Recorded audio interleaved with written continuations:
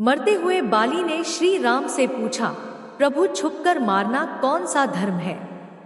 जय श्री राम मित्रों, क्या मर्यादा पुरुषोत्तम श्री राम को भी कभी छल का मार्ग अपनाना पड़ा था? क्या धर्म की स्थापना करने वाले प्रभु श्री राम ने उस दिन युद्ध के नियमों को तोड़ा था? किष्किंधा के उस घने जंगल में जब इंद्र के पुत्र बाली ने अपनी अंतिम सांसों में प्रभु श्री राम से वह प्रश्न पूछा जो आज भी कई लोगों के मन में उठता है, हे राम, मैं तो आपका दुश्मन नहीं था, फिर आपने मुझे सामने से ललकारने के बजाय एक शिकारी की तरह छिपकर क्यों मारा?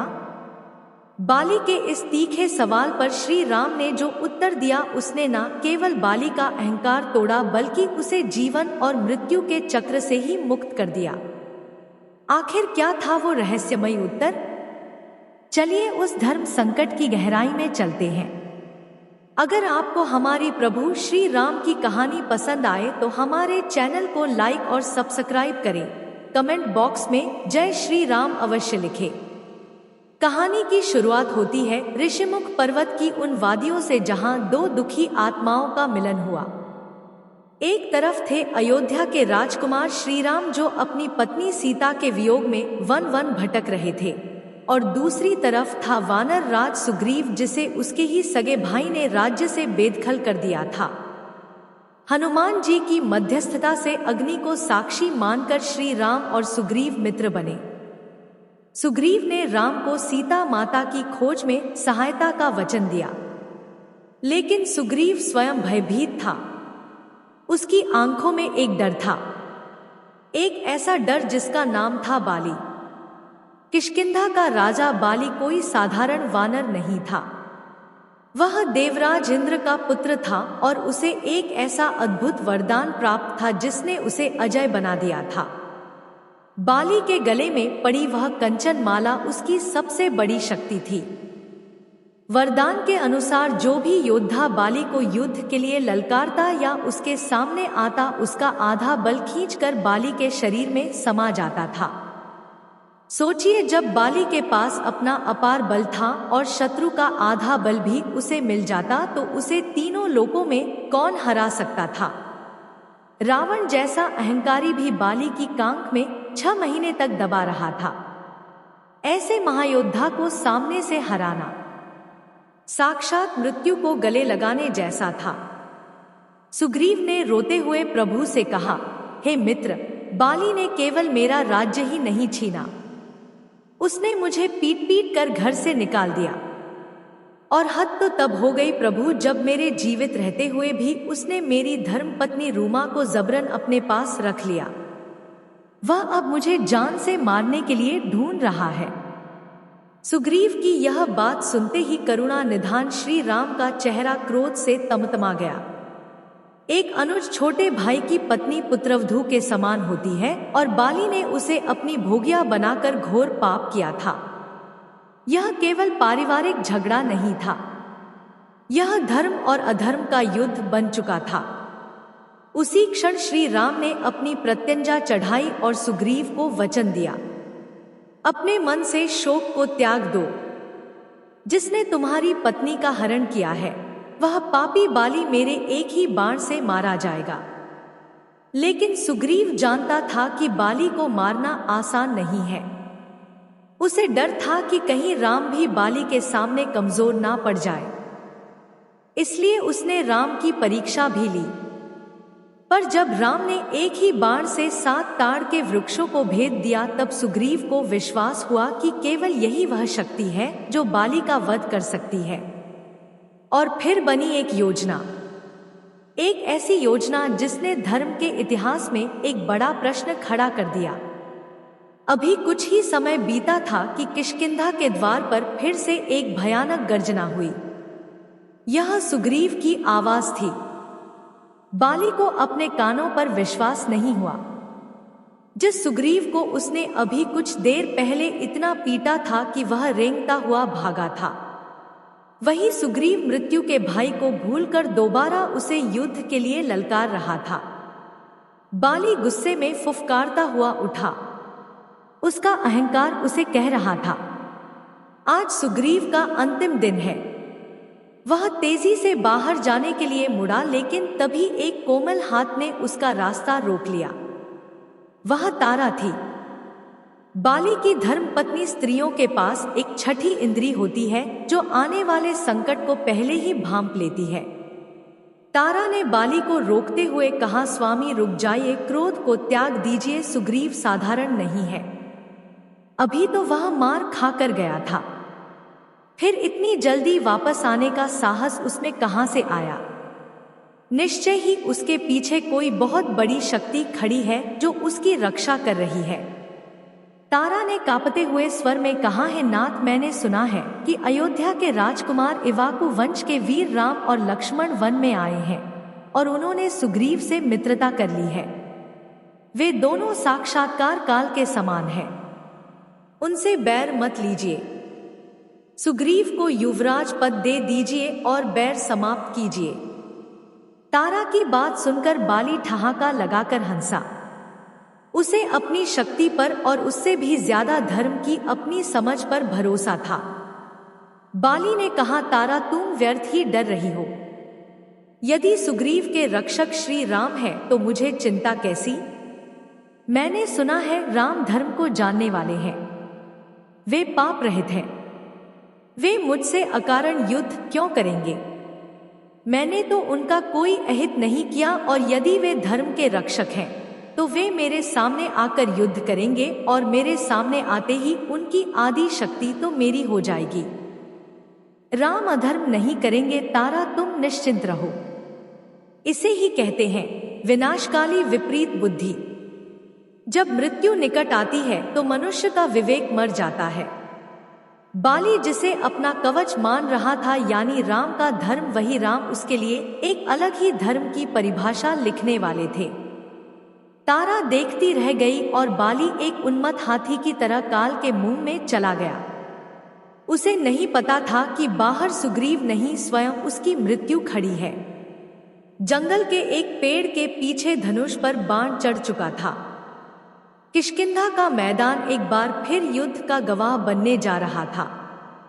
बाली एक क्रोधित सिंह की तरह झपटा और सुग्रीव जो राम के भरोसे पर खड़ा था, उसने भी पूरी ताकत से प्रतिवार किया। दोनों भाई एक दूसरे पर टूट पड़े। आकाश घंसों और थप्पड़ों की गूंज से भर गया। यह कोई साधारण युद्ध नहीं था, यह दो पहाड़ों की टक्कर थी। कभी बाली सुग्रीव को उठाकर पटकता तो कभी सुग्रीव हुंकार भरता। पिछली बार श्री राम दोनों भाइयों के एक जैसे रूप के कारण भ्रमित हो गए थे, इसलिए बाण नहीं चलाया था। लेकिन इस बार सुग्रीव के गले में वो गज पुष्पी माला लटक रही थी जो उसे मृत्यु से अलग दिखा रही थी। लेकिन बाली आखिर बाली था, इंद्र का पुत्र और वरदान का धनी। जैसे जैसे योद्धा बढ़ा, सुग्रीव की शक्ति जवाब देने लगी। बाली के प्रहार वज्र के समान सुग्रीव की छाती पर पड़ रहे थे।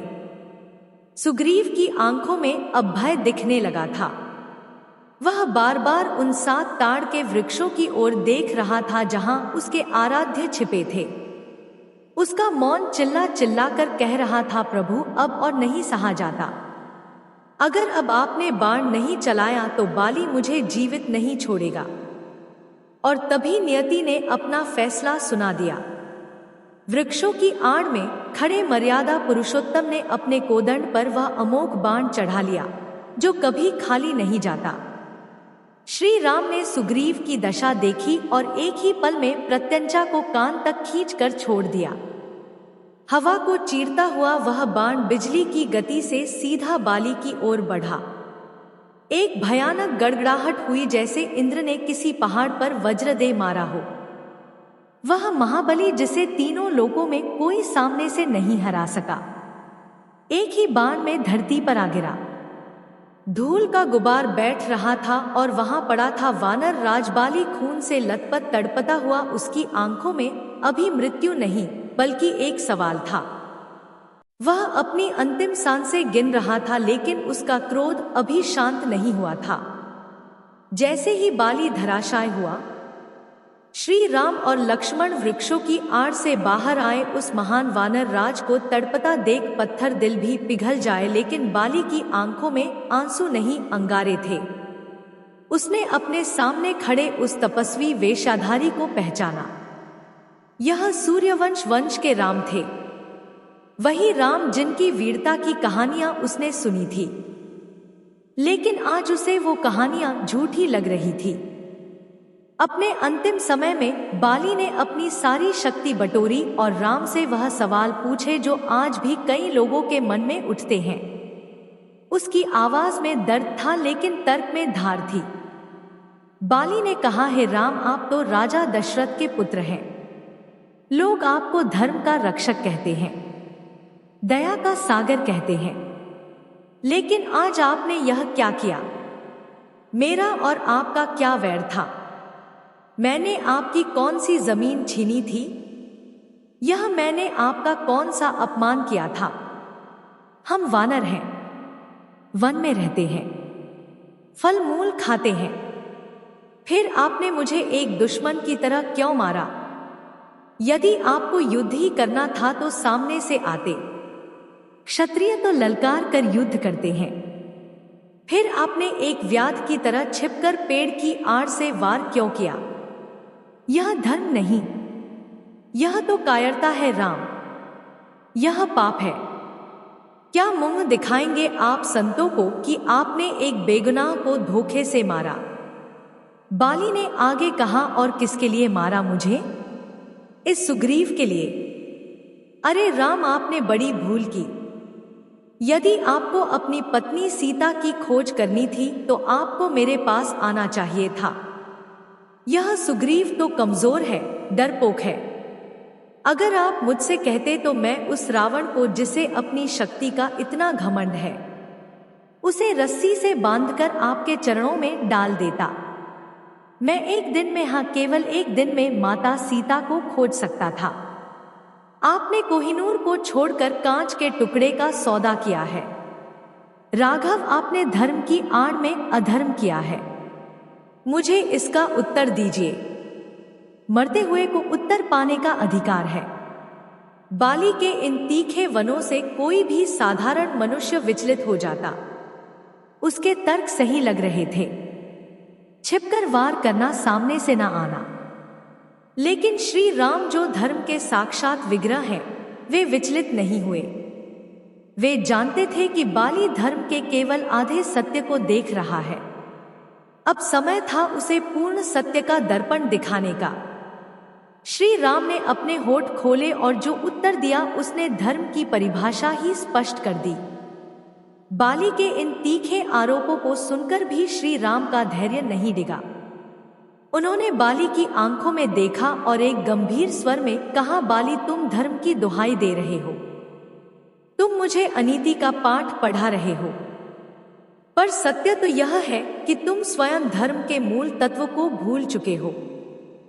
सुनो वानर राज, धर्म शास्त्रों के अनुसार छोटा भाई, पुत्र और शिष्य, यह तीनों पुत्र समान होते हैं, और छोटे भाई की पत्नी पुत्री के समान होती है। और तुमने क्या किया? सुग्रीव के जीवित रहते हुए तुमने काम वासना में अंधे होकर उसकी धर्म पत्नी रूमा को अपने पास रख लिया। जो व्यक्ति अपनी पुत्री समान पुत्रवधू पर कुदृष्टि डालता है, उसका वध करना कोई पाप नहीं बल्कि राजा का परम कर्तव्य है। उस पाप का दंड केवल मृत्यु है। बाली, केवल मृत्यु। श्री राम के इन शब्दों ने बाली के सारे तर्कों को काट दिया। बाली ने सोचा था कि राम युद्ध के नियमों की बात करेंगे, लेकिन राम ने सामाजिक मर्यादा का प्रश्न खड़ा कर दिया। श्री राम ने आगे कहा, और रही बात छिपकर मारने की, तो बाली, तुम मनुष्य नहीं, तुम शाखामृग यानी वानर हो। एक शिकारी जब शिकार के लिए वन में आता है तो वह पशुओं को ललकार कर युद्ध नहीं करता। वह जाल बिछाकर, छिपकर या सामने से कैसे भी उनका वध कर सकता है। इसमें कोई दोष नहीं है। तुमने पशुओं जैसा आचरण किया है, धर्म को तोड़ा है, इसलिए मैंने तुम्हें एक मृग की भांति ही दंड दिया।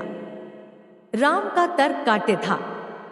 यदि बाली राजा की तरह व्यवहार करता तो राम राजा की तरह युद्ध करते, लेकिन बाली ने पशुवत्ती दिखाई थी, इसलिए उसका वध भी उसी विधि से हुआ। राम ने अंत में कहा, और यह मत भूलो बाली इस समय पूरी पृथ्वी पर धर्म प्राण भरत का शासन है, और मैं उनकी आज्ञा से वन में धर्म की स्थापना कर रहा हूं। जो आताई दूसरों की स्त्रियों का हरण करेगा उसे दंड देना इक्ष्वाकु वंश का धर्म है। मैंने वही किया जो न्याय था।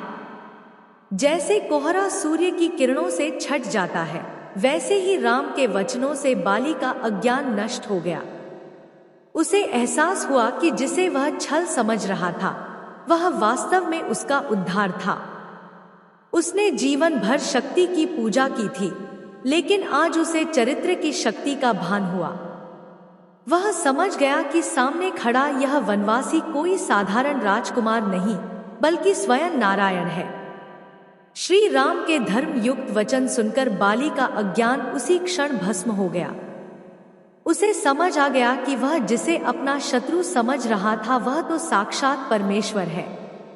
बाली ने कांपते हुए हाथों को जोड़ा और कहा, हे राघव, मैं मूर्ख था, मैं शक्ति के मद में अंधा हो गया था। आपने मुझे दंड देकर मेरा उद्धार किया है। पापी का वध करके आपने उसे पाप मुक्त कर दिया। प्रभु की लीला देखिए। जिस बाण से मारा उसी से जीवन देने का प्रस्ताव भी रखा। राम ने कहा, बाली, तुम चाहो तो मैं अभी तुम्हारे प्राण बचा सकता हूं। मेरी बाण विद्या से मैं तुम्हारा घाव भर सकता हूं, तुम जीवित रह सकते हो। लेकिन बाली अब शरीर का मोह त्याग चुका था। उसने जो उत्तर दिया वह हर भक्त के लिए एक मिसाल बन गया। बाली ने मुस्कुराते हुए कहा, नहीं प्रभु, जिस मृत्यु को प्राप्त करने के लिए बड़े बड़े मुनि हजारों साल तपस्या करते हैं कि अंत समय में राम का नाम मुख पर हो और सामने आप खड़े हो, वो मृत्यु मुझे आज सहज ही मिल रही है। अब अगर मैं बच गया तो फिर कभी मरना पड़ेगा, और पता नहीं तब आप सामने होंगे या नहीं। इसलिए मुझे मोक्ष दीजिए प्रभु, जीवन नहीं। बाली ने सुग्रीव को पास बुलाया और कहा, सुग्रीव मेरे भाई, इस माला को लो, जब तक यह तुम्हारे पास है तुम्हारी शक्ति क्षीण नहीं होगी। अंगद का ध्यान रखना, उसे अपने पुत्र के समान मानना। और हे राम, यह मेरा पुत्र अंगद है। इसमें बल तो मेरे जैसा है, लेकिन बुद्धि चंचल है।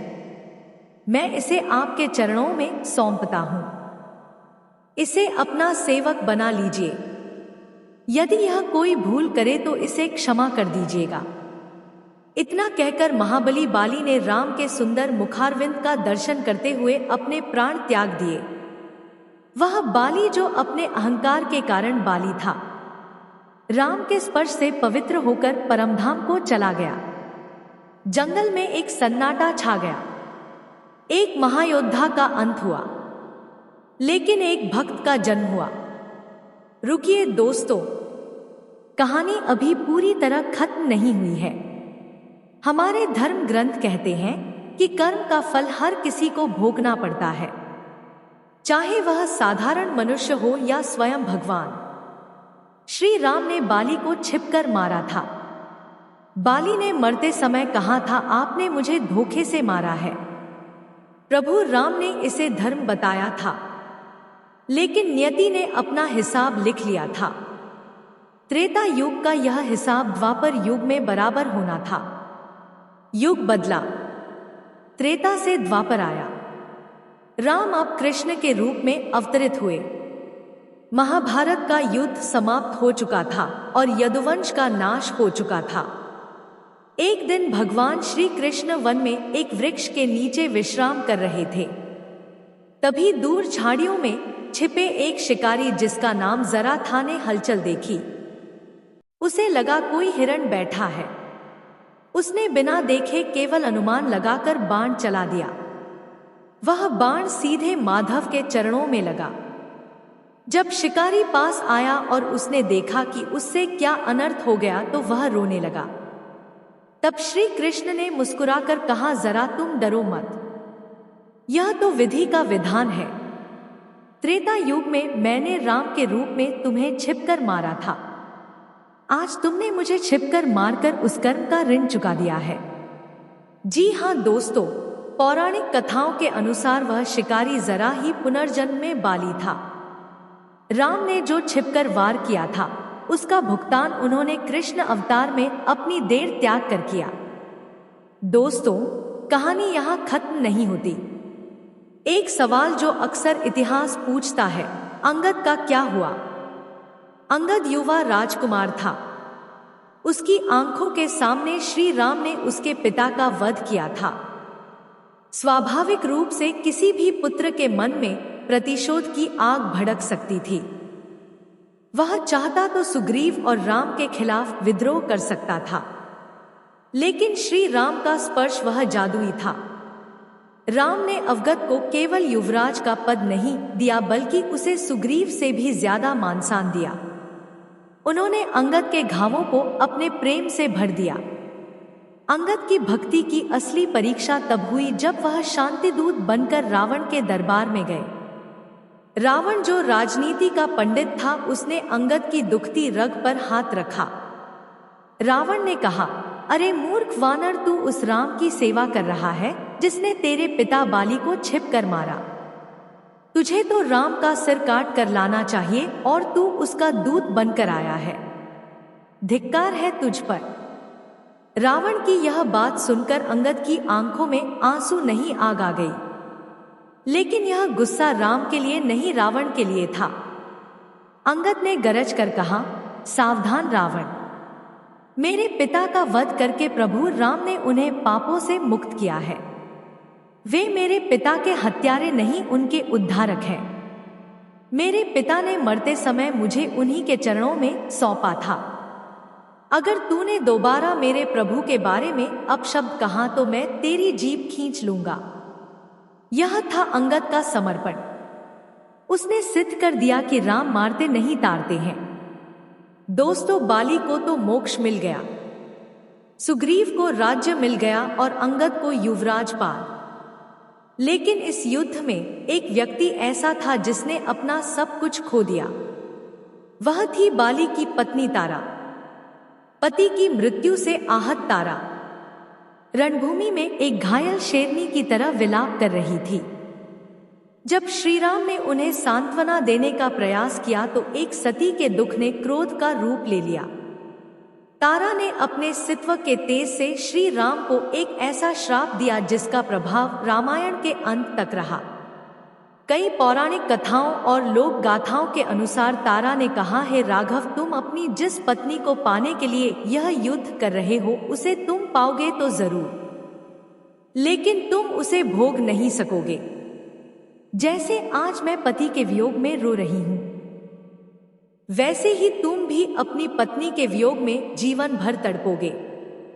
उसे प्राप्त करके भी तुम्हें उसे खोना पड़ेगा। प्रभु श्री राम जानते थे कि माता सीता का भविष्य में त्याग होना निश्चित है, इसलिए उन्होंने तारा के इस श्राप को सिर झुकाकर स्वीकार कर लिया। उन्होंने कोई प्रतिवाद नहीं किया। यह घटना हमें बताती है कि युद्ध में जीत किसी की भी हो, दुख का पल्ला हमेशा भारी रहता है। बाली वध की यह घटना केवल एक अंत नहीं, बल्कि सीता त्याग की भूमिका का आरंभ भी थी। बाली वध की यह गाथा हमें सिखाती है कि धर्म की राह कभी सीधी नहीं होती। जहां एक ओर श्री राम का न्याय था तो दूसरी ओर नियति का कठोर विधान। जहां अंगद जैसा समर्पण था वहीं तारा जैसा विलाप और श्राप भी। यह कहानी प्रमाण है कि हर विजय की एक कीमत होती है जिसे चुकाना ही पड़ता है, चाहे वह मनुष्य हो या स्वयं भगवान। अब आप एक पल के लिए रुकिए और सोचिए, अगर उस दिन श्री राम बाली के सामने आकर युद्ध करते और बाली उनकी आधी शक्ति ले लेता तो क्या रावण का वध संभव हो पाता? क्या धर्म की स्थापना हो पाती? कभी कभी बड़े धर्म को बचाने के लिए ईश्वर को भी मर्यादा की एक छोटी लकीर मिटानी पड़ती है। लेकिन आपका दिल क्या कहता है? क्या तारा का श्राप देना सही था, या फिर यह सब नियति का ही खेल था? अगर आपको प्रभु श्री राम की यह दिव्य कथा हृदय को छू जाए तो कृपया हमारे चैनल को लाइक करें और सब्सक्राइब करके हमारा सहयोग करें। अपनी श्रद्धा प्रकट करने के लिए कमेंट बॉक्स में जय श्री राम अवश्य लिखें। राधे राधे।